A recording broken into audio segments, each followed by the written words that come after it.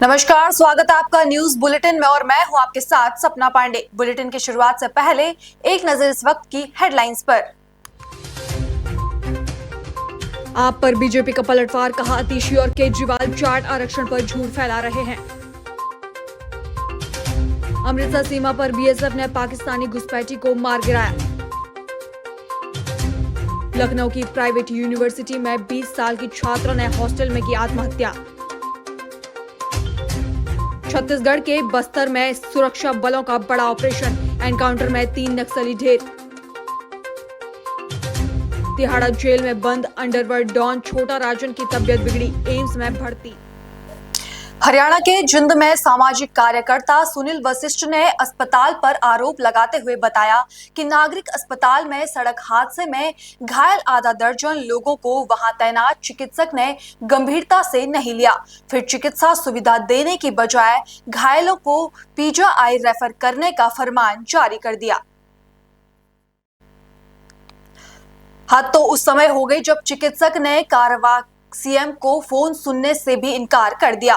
उन्होंने मांग रखी कि मरीजों के साथ अच्छे से पेश न आने वाले और इलाज को गंभीरता से न लेने वाले चिकित्सक के खिलाफ कार्रवाई होनी चाहिए।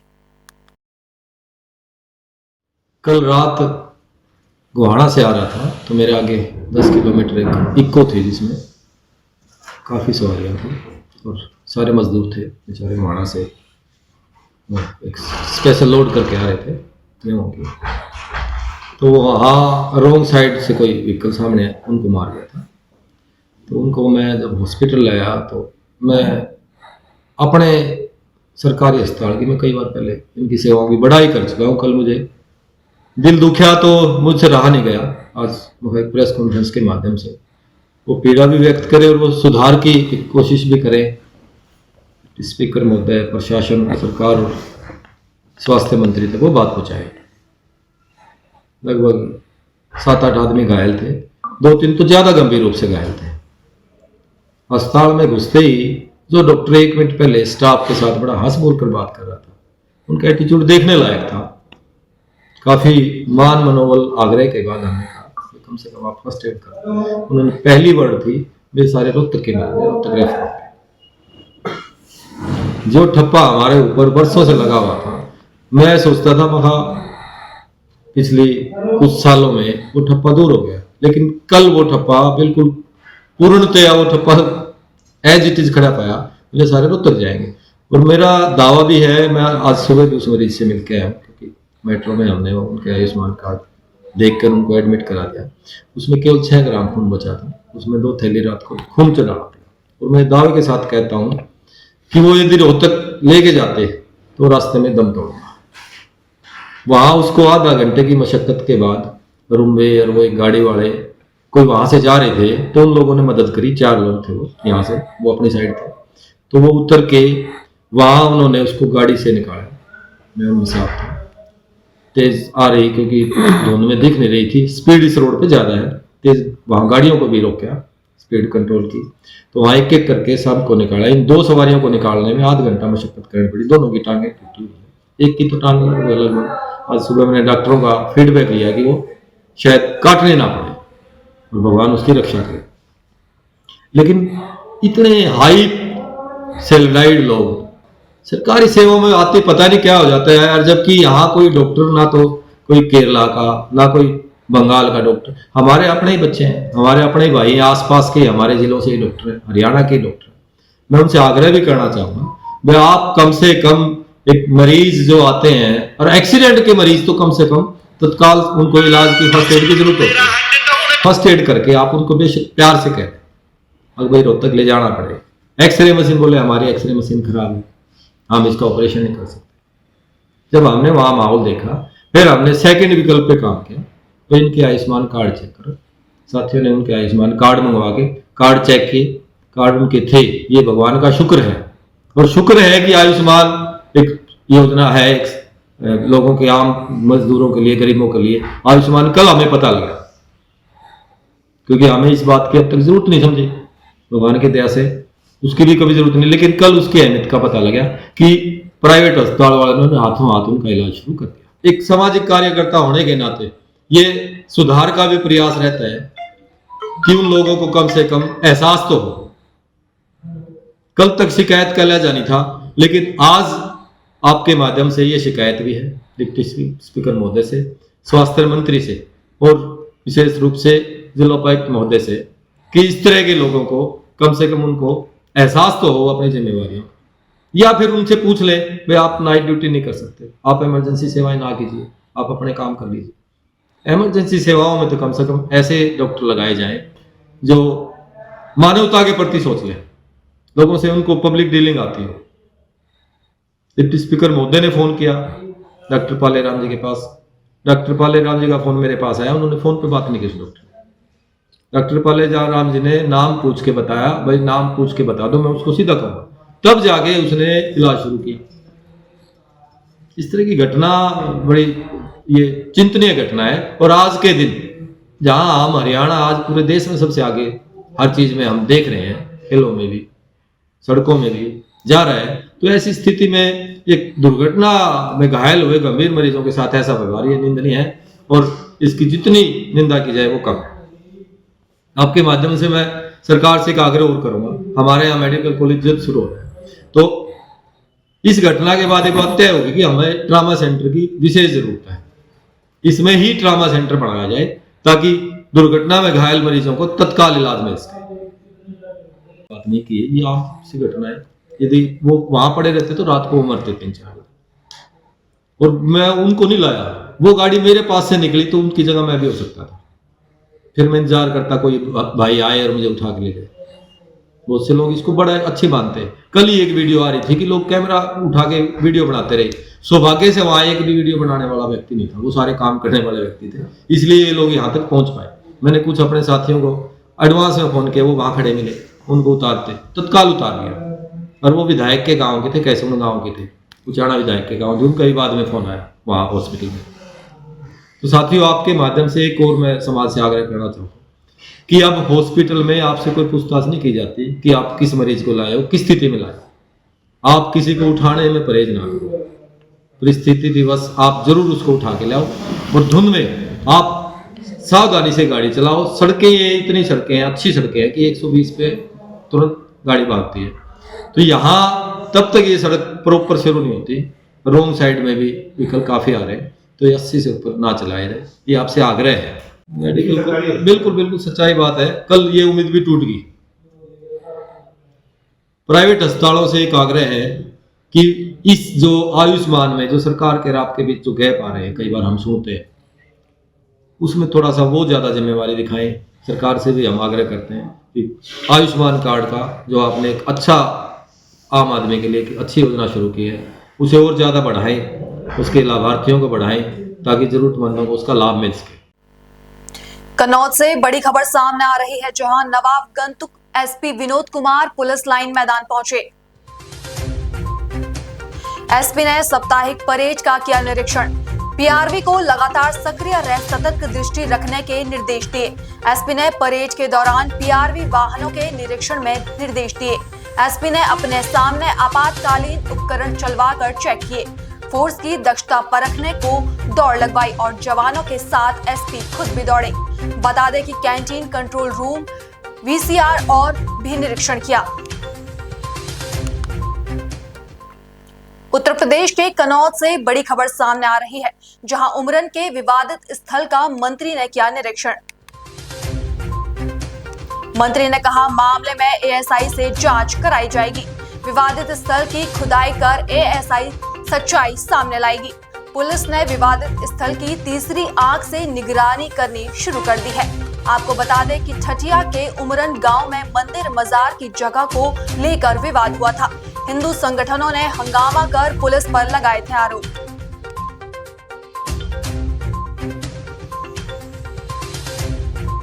अभी आपके गांव में विवाद चल रहा है, मंत्री आए हुए थे योगी सरकार में जी, क्या उम्मीद जगी है सरकार से? सरकार से बहुत बड़ी उम्मीद जगी है। कहीं ना कहीं इसका रिजल्ट बहुत जल्द हम लोगों के बीच होगा और इस आताताई का बहुत जल्दी अंत होने वाला है। इसके काफी क्राइम हैं, कुछ लोग इसके वजह से पलायन कर गए। इसने हमारी पुरानी देवस्थान को मजार में बदल दिया और यहाँ का खनन करवा के सब यहाँ की मिट्टी बेच ली और लोगों को परेशान भी करता है और राजनीतिक दबाव भी ये बनाए रखता है, तो इसका अंत बहुत जल्दी होगा। और कहीं ना कहीं मंत्री जी से हमें बहुत बड़ी उम्मीद है, जो बहुत जल्दी इसका परिणाम आएगा सामने। तो विश्व हिंदू परिषद बजरंग दल से नगर मंत्री। विनोद, गांव में मंदिर की भूमि पर मजार का आरोप है। अभी कुछ दिन पहले हमें सूचना मिली, जो उमरन गांव है, उमरन गांव में कुछ भूमाफियाओं द्वारा अवैध खनन करके और जो शासकीय जमीन है उस पे मंदिर मस्जिद की जगह मंदिर को हटा करके प्राचीन मूर्तियां जो थी उनको हटा करके नष्ट कर करके वहां पर दरगाह बनाई गई। कोई उसका परमिशन नहीं है और जबरदस्ती कब्जा किया गया।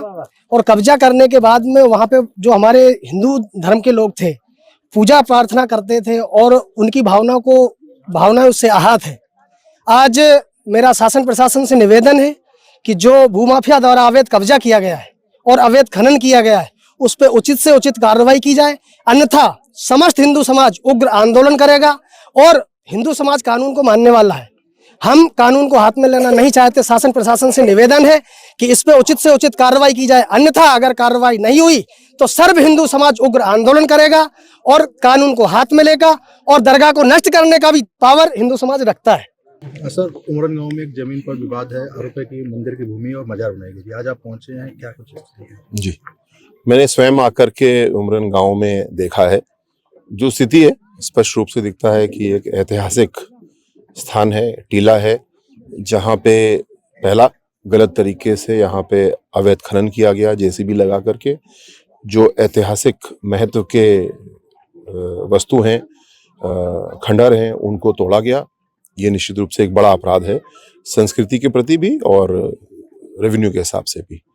जो अभी तक मुझे जानकारी इसमें मिली है, करीब 36 बीघा जमीन दो हिस्सों में, दो अलग अलग हिस्सों में है। इसमें आने वाले समय में हम सबको देखना होगा कि एक गहनता के साथ जांच हो, राजस्व ज्वाला भी जांच हो कि अभिलेखों में क्या है, किस तरीके से इस पक्ष के पास में ये जमीन आई, ये भी संदेहास्पद दिखता है। क्योंकि जो ऐतिहासिक महत्व की जगह जो खेड़ा के रूप में दर्ज है, मंदिर के रूप में दर्ज है, वो किसी अल्पसंख्यक के नाम से कैसे हो सकती है, संदेह पैदा करने वाली बात है। इसके ऊपर जांच होना चाहिए राजस्व द्वारा, और उससे ज़्यादा बड़ी जांच होना चाहिए इसको जो विशेषज्ञ संस्थाएं हमारी हैं, ASI या अन्य ऐसी संस्था, वो हमारे इस टीले का उत्खनन करें। हमें विश्वास है कि यहाँ पे जो ऐतिहासिक धरोहर है वो मिलेगी और ये विवाद का विषय नहीं रहेगा। ये हम सब के लिए गौरव का विषय है और भविष्य में भी रहेगा। इस टीले से संबंधित पूर्व में रहे राजा उमराव सिंह जी से संबंधित बहुत सारी किंवदंतियां हैं, इतिहास में भी दर्ज है, उनका भी परीक्षण करना होगा। और मेरा सबसे अनुरोध है कि ये कोई विवाद करने का विषय नहीं है, ये हल करने का विषय है। और जिसने भी गलत तरीके से कब्जा किया है उसको हटाया जाएगा और साथ साथ एक अच्छी धरोहर के रूप में हम इसको विकसित करेंगे। उत्तर प्रदेश की पूर्व मुख्यमंत्री मायावती द्वारा गरीबों को आशियाना दिया गया था। काशीराम आवास गरीबों के लिए बहुत ही लाभकारी साबित हुआ था, लेकिन मायावती की सरकार जाने के बाद काशीराम आवास में रहने वाले परिवारों को काफी समस्याओं का सामना करना पड़ रहा है। अति आवश्यक सुविधा बिजली को लेकर आवास में रहने वाले गरीब इस समय परेशान है, क्योंकि बिजली विभाग ने उनका बिल बकाया होने पर कनेक्शन काट दिया है। मैं अभिषेक अग्रवाल छात्र नेता। क्या मसला लेके आप लोग यहाँ पर तहसील घेराव किए? आज ओबरा तहसील परिषद में आने का हमारा जो मुख्य कारण है वो है ओबरा SDO के माध्यम से बिना किसी सार्वजनिक सूचना के, बिना किसी नोटिस के काशीराम आवास जो नगर पंचायत ओबरा के अंतर्गत आता है, वहाँ 47 घरों की लाइन काट दी गई। साथ ही वहाँ पे टोटल 192 घर हैं और सभी घरों की लाइन काटने की बात कही गई है, जो कि मौखिक कही गई है। अभी तक उस आवास में रहने वाले लोगों का विद्युत का बिल किसी माह विभाग द्वारा नहीं जारी किया गया है। और जब इनको ये आवास अलॉटमेंट किया गया था तो उन्हें मात्र ये 10 रुपये प्रति माह की रसीद उनको देनी रहती थी। ये मैं दिखा सकता हूँ, आप ये देख सकते हैं कि 10 रुपये महीने की रसीद कि वहाँ पे भुगतान का विषय था।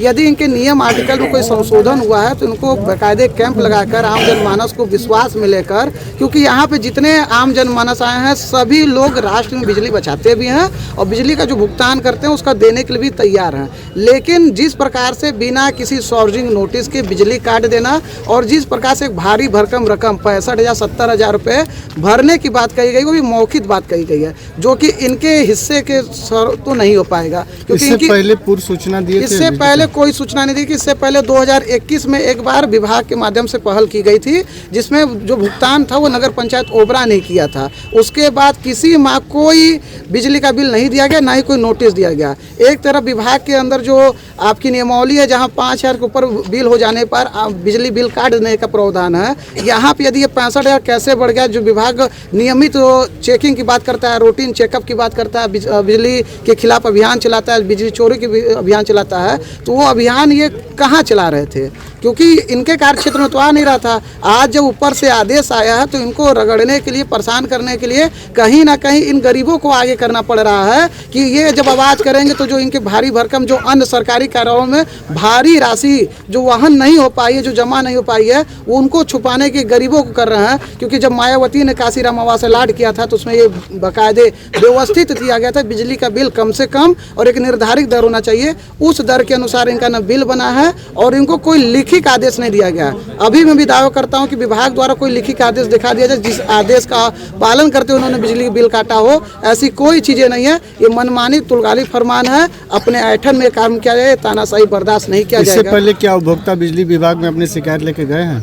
नहीं, भुगता कभी इससे पहले जो एक दो व्यक्ति वहाँ जमा करने गए तो संबंधित जेई द्वारा बताया गया कि आपका भुगतान नगर पंचायत करता है, आप क्यों परेशान हो रहे हैं? 192 आवास हैं वहाँ पर और इससे पहले किसी को कोई नोटिस नहीं जारी किया गया है। नगर पंचायत अधिशासी अधिकारी का इस मुद्दे पे क्या कहना है? नहीं, इसमें उनसे कोई संवाद नहीं हुआ, क्योंकि मेरा एसडीओ सर से संवाद हुआ तो वो आज कोर्ट में थे, तो हम लोग इसलिए लॉ एंड ऑर्डर जिम्मेदारी एसडीएम सर की है, तो हम उनके संज्ञान में बात लाना चाहते हैं और संबंधित अधिकारी जो भी इसमें मसले में निस्तारण होना चाहिए, हमारा मूल उद्देश्य है मामले का निस्तारण हो। यदि ये नए पहलू से बिजली का बिल लाना चाहते हैं तो नए पहलू से नए महीने से मीटर के अनुसार बिल आए, हम बिल देने को तैयार हैं। जैसा कि आपने जानकारी दिया कि नगर पंचायत ही बिल भरता है जी, तो अधिशासी अधिकारी के संज्ञान में तो होना चाहिए। सर ये विभाग जैसे यहाँ पे चल के आ रहा है इस नगर में कि विभाग दो सरकारी विभाग आपस में लड़ रहे हैं। परियोजना नगर पंचायत की बातें आम हो चुकी हैं, जो आए दिन लड़ाई होती हैं। उसी प्रकार ये यदि विद्युत कनेक्शन का जो एसडीओ सर थे उनको सर्वप्रथम नगर पंचायत अधिशासी अधिकारी संवाद करना चाहिए था ना, ये भुगतान कैसे होगा?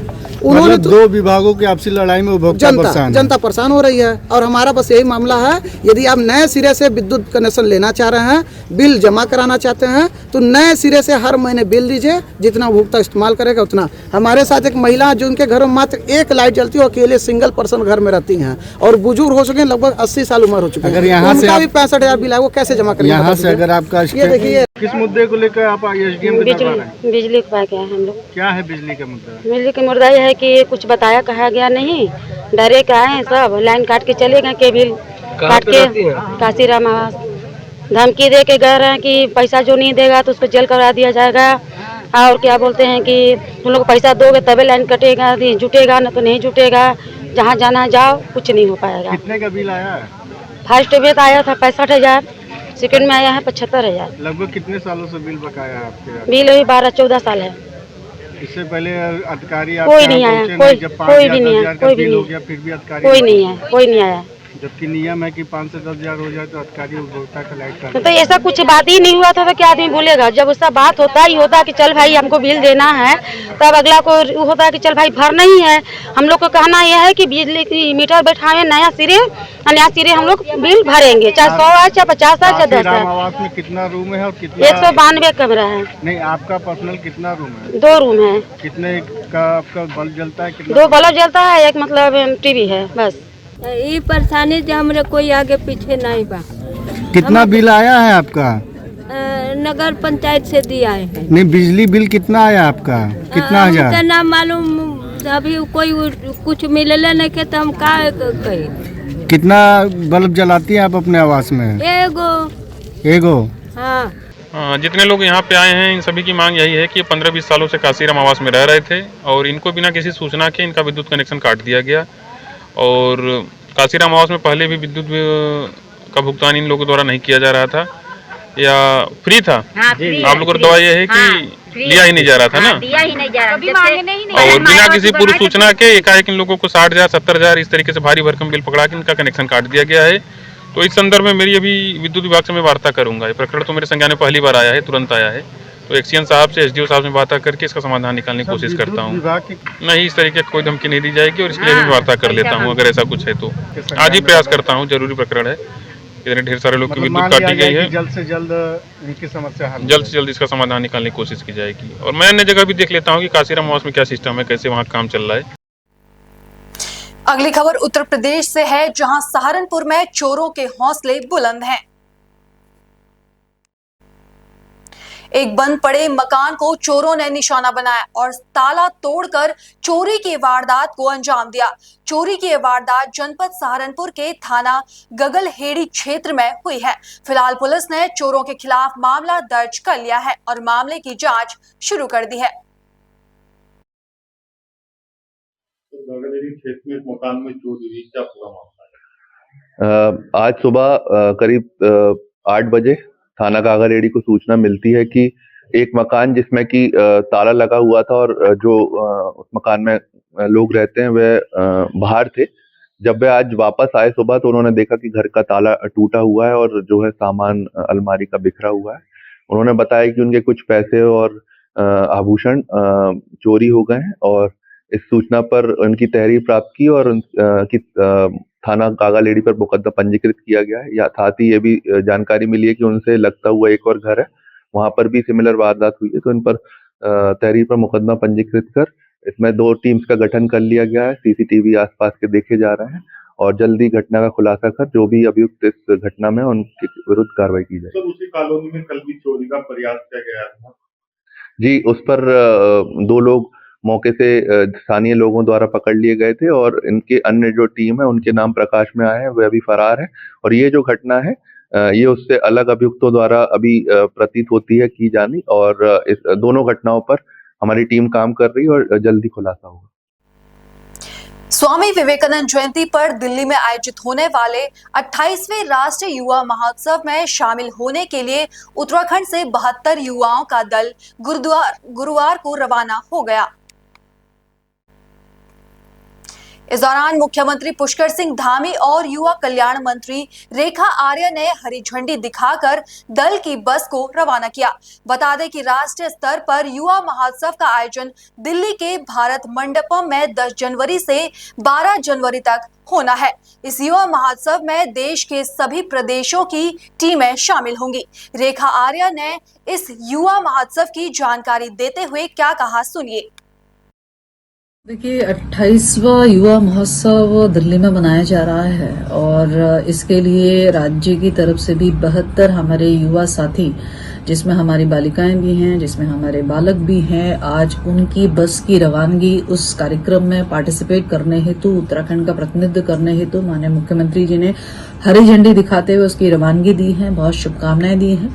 निश्चित रूप से हमारे ये युवा साथी कोई संगीत के क्षेत्र में है, कोई लोक नृत्य के क्षेत्र में है, कोई लेखन के क्षेत्र में है, कोई अन्य जो उनकी प्रतिभा है उसको वहां उस प्लेटफॉर्म पर दिखाने के उसमें है, डिबेट कॉम्पिटिशन्स में है। तो ये सारे कार्यों का वहां पर वो हमारे युवा साथी उत्तराखंड को रिप्रेजेंट करेंगे। मैंने भी उनको शुभकामनाएं दी हैं कि वो बेहतरीन प्रदर्शन करें ताकि उत्तराखंड की झोली में जो है वह चाहे वो सम्मान के रूप में प्रथम स्थान उत्तराखंड को दिलाए। ये शुभकामनाएं उनको दी हैं। तो आज का ये जो बस रवानगी का हमारे युवा साथियों को आज माननीय मुख्यमंत्री जी के साथ में संवाद के साथ में शुभकामनाएं देते हुए रवानगी दी गई है। उत्तर प्रदेश के जनपद हापुड़ के बाबूगढ़ थाना क्षेत्र में राष्ट्रीय राजमार्ग 9 पर शुक्रवार सुबह काली नदी पुल के पास कोहरे के कारण आधा दर्जन वाहन आपस में भिड़ गए।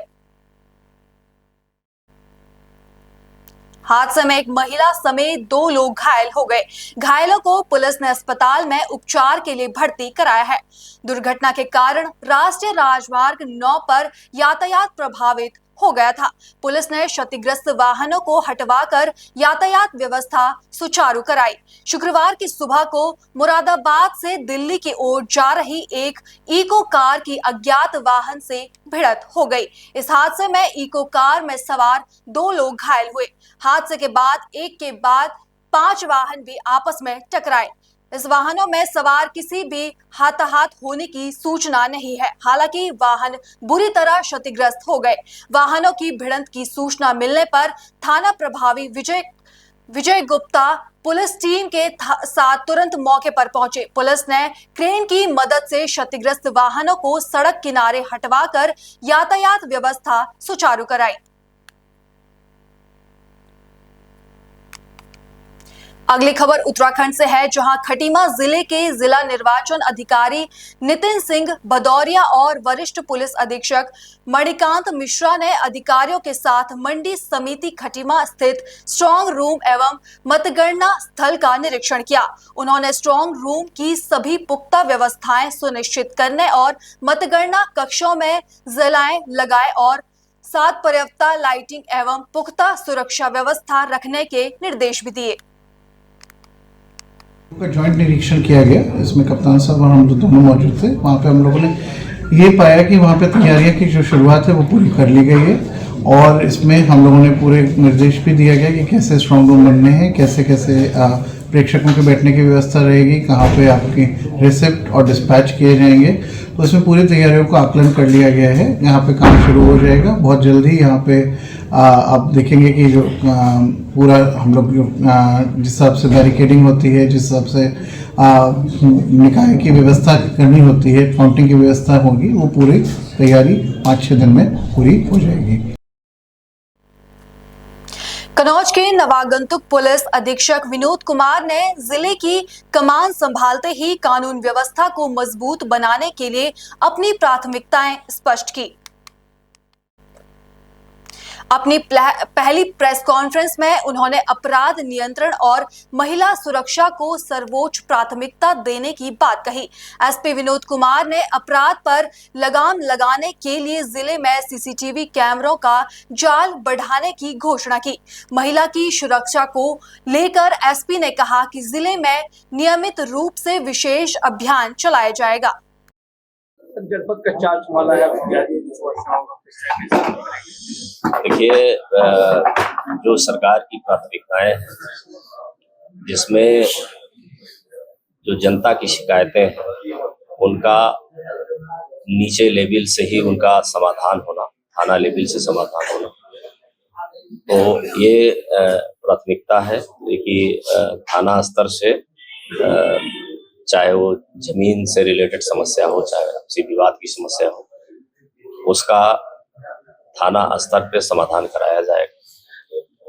सर, अगर दूसरा जो गवर्नमेंट की प्रायोरिटी है कि महिलाओं के पीड़न से संबंधित, उनकी सुरक्षा से संबंधित जो इश्यू है उसको इंश्योर कराया जाएगा। जो भी घटनाएं होंगी उनका त्वरित निदान, गिरफ्तारी, कार्रवाई होगी। इसके साथ साथ यहाँ जो ज्यादातर मामले भूमि विवाद से संबंधित है, घरेलू विवाद से संबंधित है, जिनको मौके पर जा करके त्वरित उसके निस्तारण के लिए राजस्व विभाग से समन्वय स्थापित करके उनका निदान कराया जाएगा। जो फोरम है हमारे तहसील दिवस, थाना दिवस, उनके अतिरिक्त भी ये कोशिश की जाएगी कि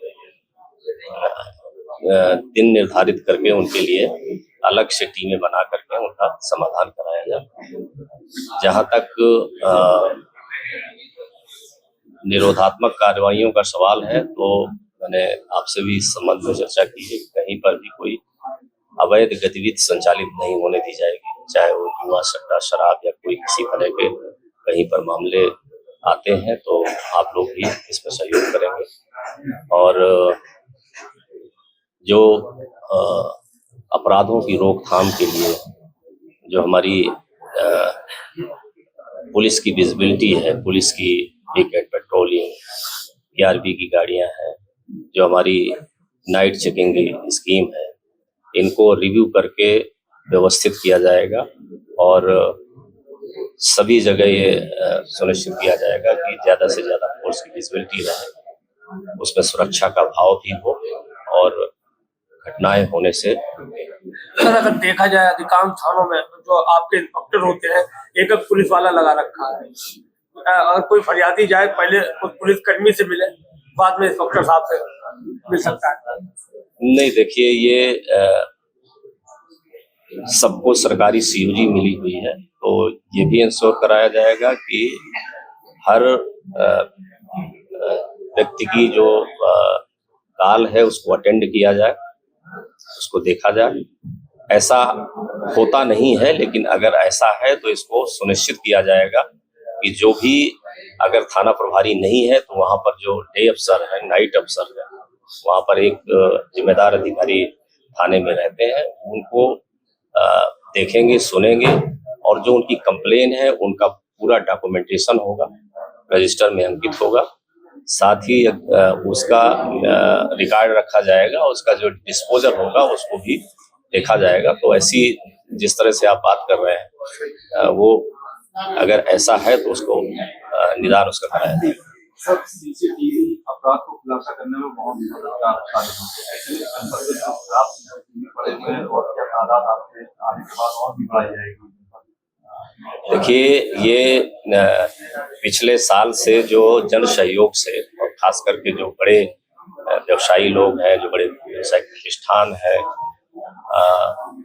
वहां पर जन सहयोग से प्रदेश स्तर पर सीसीटीवी कैमरे लगाने का काम चल रहा है और उसमें मैं देख रहा था कि इस जनपद में भी लगभग 8000 से ज्यादा सीसीटीवी कैमरे लगवाए गए हैं।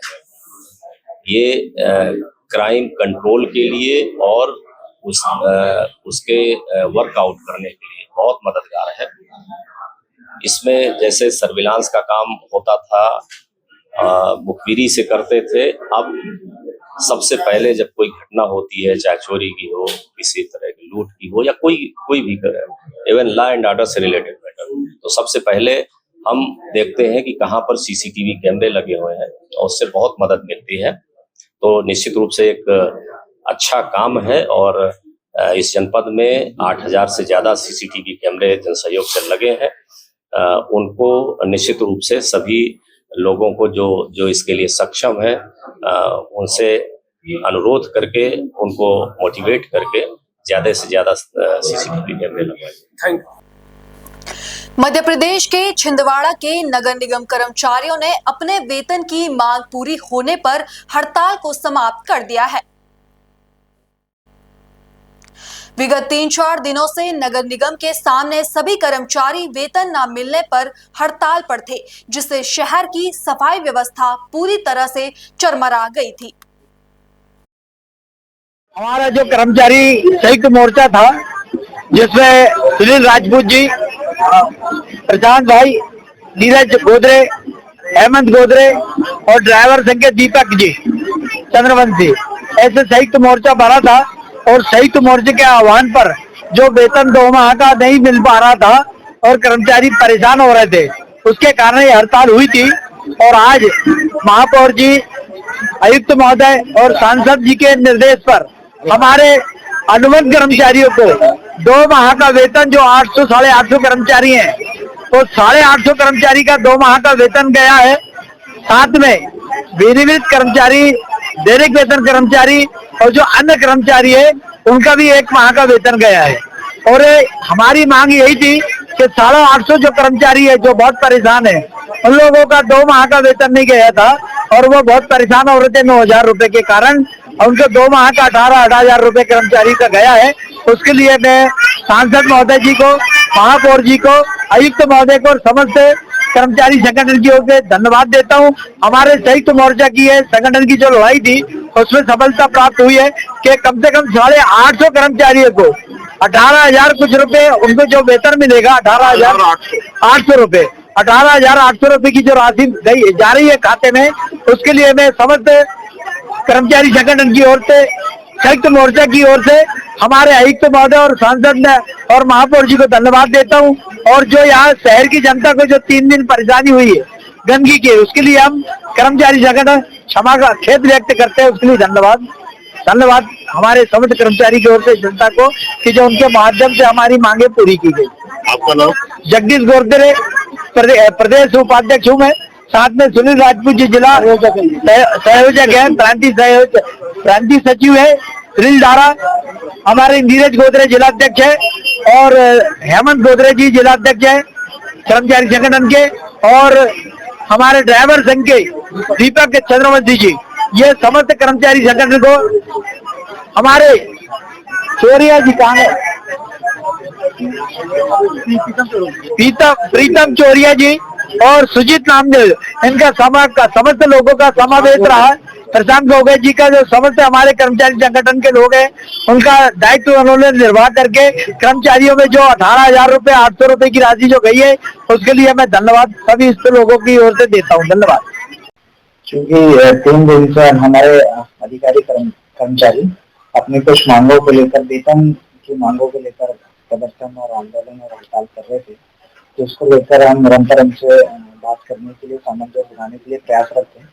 क्योंकि आज हमारी बात सहमति बनी है और उन्होंने अपनी हड़ताल खत्म करने की घोषणा की है, जिसमें हमने उनकी वेतन विसंगतियां जो आ रही थी, लेट भुगतान हो रहे थे, उसकी समस्या का समाधान किया है। उन्हें शीघ्रता से 1 माह का वेतन किया गया है और अगले 20 तारीख तक दूसरे माह का वेतन करने जैसे चंडी क्षतिपूर्ति आएगी वैसे की जाएगी। जैसे कि कुछ दूसरे संगठन के जो लोग हैं वो इस बात को मानने को तैयार नहीं है कि ये हड़ताल हमारी तभी खत्म होगी जब हमें पूरा वेतन दिया जाएगा। इसमें हमारे 4 संगठन कर्मचारियों के हैं और चारों संगठन के प्रमुख प्रतिनिधि हमारे पास आए थे और उन्होंने सार्वजनिक रूप से हड़ताल खत्म करने की घोषणा की। तो आपके हिसाब से आज हड़ताल खत्म हो जाएगी? बिल्कुल। कर्मचारी बोल रहे हैं कि 2 महीने का वेतन मिलने पर ही हम हड़ताल खत्म करेंगे। नहीं, इस बात से तो कल सहमति नहीं बन पाई थी। कल 1 माह का वेतन देने की बात हमने की थी, लेकिन आज हम लोग सहमत हुए हैं और सार्वजनिक यही आके उन्होंने अपना हड़ताल खत्म कर दिया। 9 नवंबर का जो वेतन भुगतान था वो हमारे डेली कलेक्शन से हम लगातार करते जा रहे थे और लगभग 75 से 80% कर्मचारियों को भुगतान हो चुका था।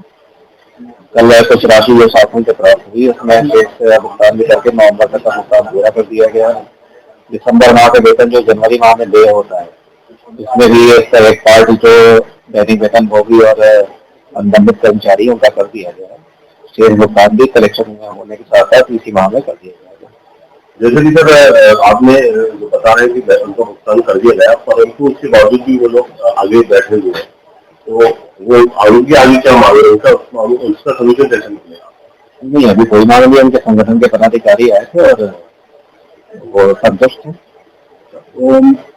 कर्मचारी बोल रहा है या पदाधिकारी बोल रहा है कि 2 महीने का वेतन मिलेगा ही, तो हम काम करेंगे।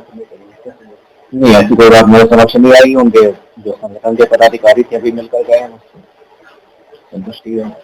उन्होंने मांग को, आपकी मांग को, उनकी जो मांग थी उसको उन्होंने मान लिया। बिल्कुल, हमारे यहाँ वेतन रोके जाने का कोई प्रश्न ही नहीं होता है। जैसी बात हमारे पास उपलब्ध होती है हम तत्काल भुगतान कर देते हैं और 2 माह का वेतन भुगतान लंबित नहीं था सभी का। जैसा कि मैंने आपको पहले ही बताया कि लगभग 80% लोगों का भुगतान हो चुका था नवंबर में। केवल कुछ सेगमेंट रह गया था जिनका भुगतान होना था, वो भी कल कर दिया गया है। बाकी दिसंबर माह का जो वेतन जनवरी में होना है वो भी एक हिस्सा कर दिया गया है।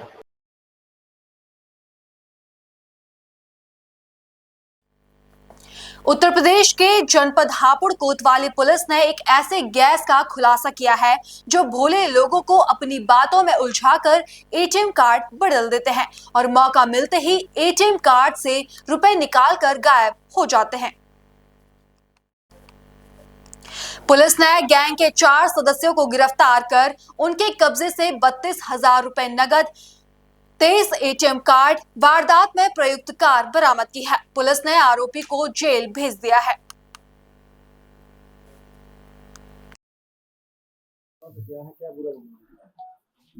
आज हापुड़ नगर कोतवाली पुलिस को एक सफलता हाथ लगी है, जिसमें उन्होंने एटीएम फ्रॉड करके भोले भाले लोगों को चकमा दे करके उनका एटीएम बदल करके और चोरी से उनका पिन कोड दे करके उनको आर्थिक नुकसान पहुंचाते थे, उनके खाते की रकम हड़प लेते थे। आज इसमें 4 अभियुक्तों को गिरफ्तार किया गया है। आबिद सैफी पुत्र यूसुफ जो कि गाजियाबाद का रहने वाला है, मुनीस सैफी पुत्र रईसुद्दीन जो कि बुलंदशहर का रहने वाला है, नदीम पुत्र शकील, ये कटघर कॉलोनी गाजियाबाद का रहने वाला है। राशिद अंसारी पुत्र शान, ये भी जो गाजियाबाद का रहने वाला है। इस तरह से गाजियाबाद, बुलंदशहर और हापुड़ के ये पूरे गैंग जो रहने वाले ये हैं, अंतर जनपदीय गैंग एक तरह से इसको कहा जा सकता है। इसमें हम लोगों ने 4 लोगों को गिरफ्तार किया, इनको जेल भेजा जा रहा है और इनके विरुद्ध आपराधिक इतिहास, इनका अच्छा खासा आपराधिक इतिहास है। हर के खिलाफ जो है करीब 7-7, 8-8 मुकदमे कायम हैं इसी तरह के। इसमें हम लोगों ने एक वैगन-आर गाड़ी भी रिकवर की है, साथ ही साथ 32,000 रुपये भी हम लोगों ने इसमें बरामद किए हैं। सर, किस तरह से वारदात को अंजाम दिया गया? ये एटीएम पे खड़े रहते थे और लोगों को देखते थे और उसमें जो दिखता था कि जैसे जो कम पढ़ा लिखा है, कमज़ोर है या आसानी से शिकार बनाया जा सकता, महिलाओं को, बुजुर्गों को, ऐसे आसान टारगेट को निशाना करते थे और अपना एटीएम चेंज कर लिया करते थे। इनके पास पहले से एटीएम मौजूद रहता था, उसको एटीएम बदल करके उनका पिन कोड देख लेते थे। इस तरह से ये इस अपराध को अंजाम देते। हापुड़ जनपद की ऐसी कितनी घटनाएं हैं जो इनको गिरफ्तार कर अनावरण किया गया है? हमारे जनपद से अभी तक जो हम लोगों ने खोला है, इसमें करीब 5 घटनाएं हम लोगों ने वर्कआउट की। ठीक है। बरेली के बिथरी चैनपुर इलाके में पुलिस ने मुठभेड़ के दौरान 2 बदमाशों को गिरफ्तार किया है। दोनों आरोपी लंबे समय से लूटपाट की घटना को अंजाम दे रहे थे। पुलिस को मुखबिर से सूचना मिली थी कि जिसके आधार पर उनकी घेराबंदी की गई। घेराबंदी के दौरान आरोपी ने पुलिस पर फायरिंग कर दी। जवाबी कार्रवाई में एक बदमाश प्रमोद के पैर में गोली लगी, जिससे वह घायल हो गया।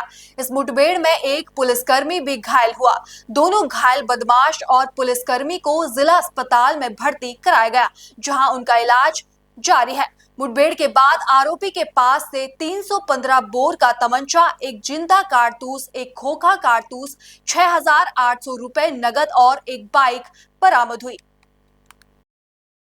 दिनांक 10 जनवरी 2025 को प्रातःकाल 5 बजे थाना बिथरी चैनपुर पुलिस टीम द्वारा मुखबिर की सूचना पर 2 शातिर लुटेरों को बाद मुठभेड़ गिरफ्तार करने में सफलता प्राप्त की है। इन लुटेरों के नाम प्रमोद उर्फ पकौड़ी पुत्र प्रताप निवासी पुन्नापुर तथा कालीचरण निवासी उगनपुर थाना बिथरी चैनपुर है।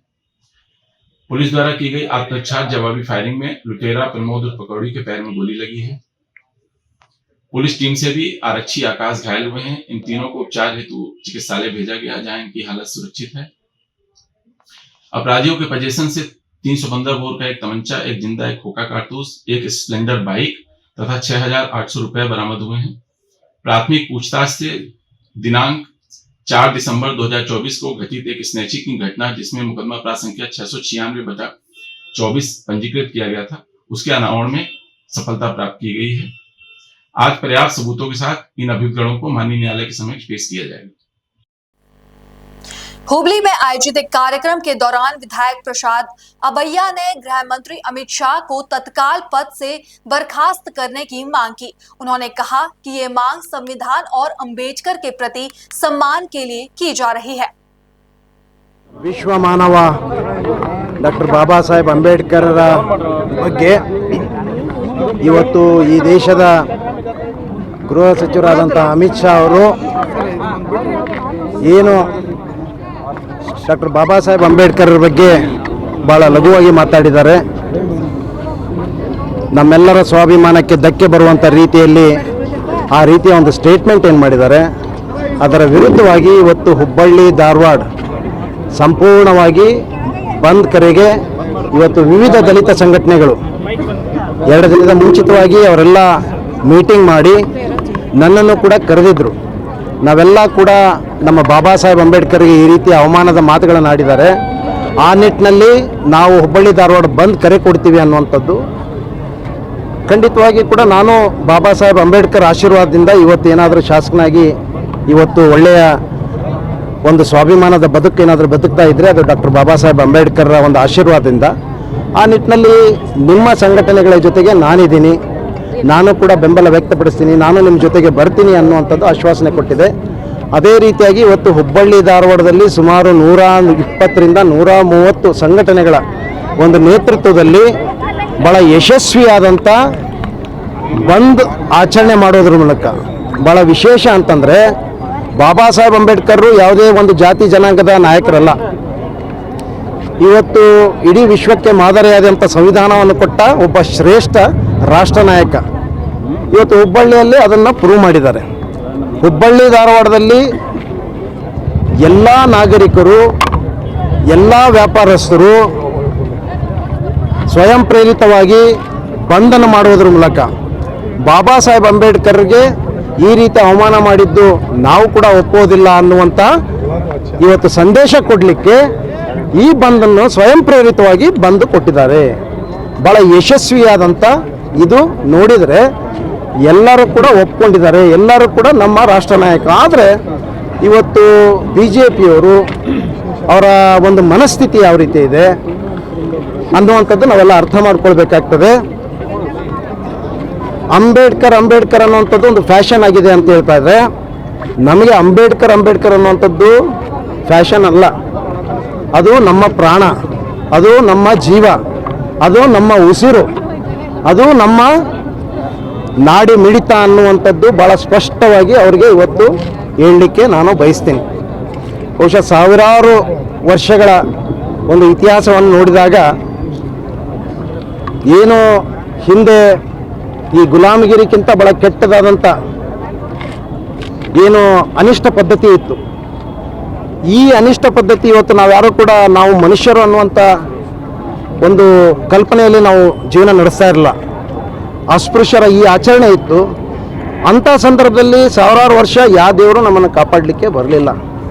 ಬಹುಶಃ ನಮ್ಮನ್ನು ಕಾಪಾಡಕ್ಕೆ ಬಂದಂಥ ದೇವರು ಯಾರಾದರೂ ಇದ್ದರೆ, ನಾವು ನೋಡಿದಂಥ ದೇವರು ಯಾರಾದರೂ ಇದ್ದರೆ ಅದು ಡಾಕ್ಟರ್ ಬಾಬಾ ಸಾಹೇಬ್ ಅಂಬೇಡ್ಕರ್. ಆ ನಿಟ್ಟಿನಲ್ಲಿ ಈ ದೇಶದ SC ST OBC ಜನಾಂಗಕ್ಕೆ ಇವತ್ತೇನಾದರೂ ಅಕ್ಷರ, ಅನ್ನ, ಅರಿವು, ಸ್ವಾಭಿಮಾನದ ಬದುಕನ್ನು ಯಾರಾದರೂ ಕೊಟ್ಟಿದ್ರೆ ಅದು doctor Baba Saheb Ambedkar.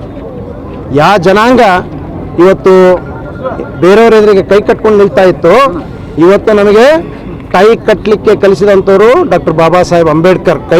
Tie ಕಟ್ಟುವಂಥದ್ದು ಕಲಿಸಿದ್ದು doctor Baba Saheb Ambedkar. ಇವತ್ತು ಅಂತಹ ಮಹಾತ್ಮನಿಗೆ ಇವತ್ತು ಎಲ್ಲೋ ಒಂದು ಕಡೆ ಅಮಿತ್ ಶಾ ಅವರು ಏನು ಸಂವಿಧಾನದ ಅಡಿಯಲ್ಲಿ ಇವತ್ತು ಅವರು ಸಂಸದರಾಗಿ, ಈ ದೇಶದ ಗೃಹ ಸಚಿವರಾಗಿ ಇವತ್ತು ಬಹಳ ಈ ರೀತಿಯನ್ನು ಉಚ್ಚಾರಣೆ ಮಾಡಿದ್ದಾರೆ. ನೀವು ಅಂಬೇಡ್ಕರ್ ಅನ್ನೋ ಬದಲು ದೇವರ ಸ್ಮರಣೆ ಮಾಡಿದರೆ ಬಹುಶಃ ನಿಮಗೆ ಸ್ವರ್ಗ ಸಿಗ್ತಿತ್ತಂತ.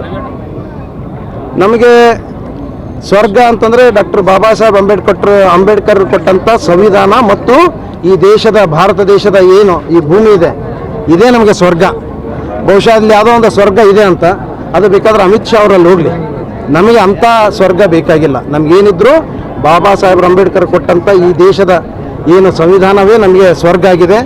ಆ ನಿಟ್ಟಿನಲ್ಲಿ ಇವತ್ತು ಅದಕ್ಕೆ ಅವ್ರಿಗೆ ಎಚ್ಚರಿಕೆ ಕೊಡಲಿಕ್ಕೆ ಬಯಸ್ತೀವಿ. ಇವತ್ತು ಎಲ್ಲ ದಲಿತ ಸಂಘಟನೆಗಳು ಕೂಡ ಇವತ್ತು ಬರೀ ಧಾರವಾಡ ಜಿಲ್ಲೆ ಅಷ್ಟೇ ಅಲ್ಲ, ರಾಜ್ಯದ ಎಲ್ಲ ಜಿಲ್ಲೆಯಲ್ಲೂ ಕೂಡ ಭಾಳ ಯಶಸ್ವಿಯಾಗಿ ಬಂದ್ ಆಚರಣೆ ನಡೀತಾ ಇದೆ. ಇದರ ಅರ್ಥ ಇವತ್ತು ನಾವು ಕೂಡ